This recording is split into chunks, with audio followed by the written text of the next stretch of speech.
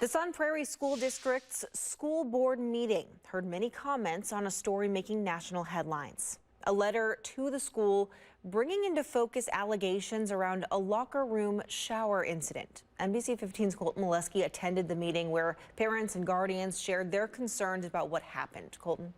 Maria, the school district did release a statement Friday, followed by a letter to parents Saturday saying in part, quote, "Unfortunately, what is playing out in the media is based on assumptions about the incident that are simply untrue." At tonight's meeting, more than a few of those who spoke at the Sun Prairie School Board meeting became emotional about the situation that unfolded in the locker room.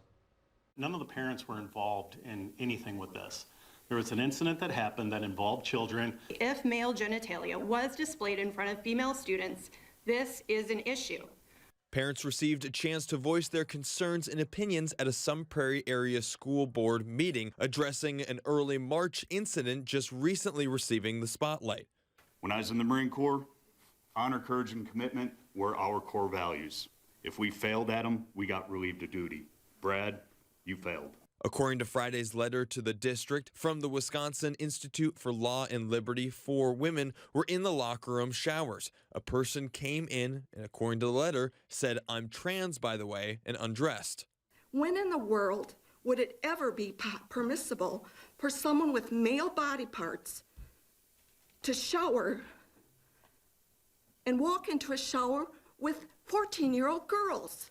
In the letter, Will accused the district of violating Title IX requirements and not properly notifying the Title IX coordinator about the incident. One is we want the school district to really take a hard look at how this was handled and what steps they can put in place to make sure that this incident doesn't happen again. That includes getting a really clear policy about what are the rules around accessing a single-sex locker room. A call for transparency echoed by parents. The emails are vague and you've lost our benefit of the doubt.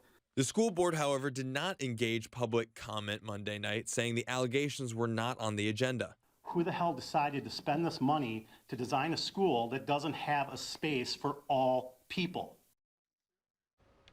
The Saturday letter from the district added, quote, "The simple truth is that the incident should not have happened, but it did, and the district addressed it long before the recent publicity." Will says they have requested records to clearly show the school's policy and response around such issues. In studio, Colton Molesky, NBC 15 News.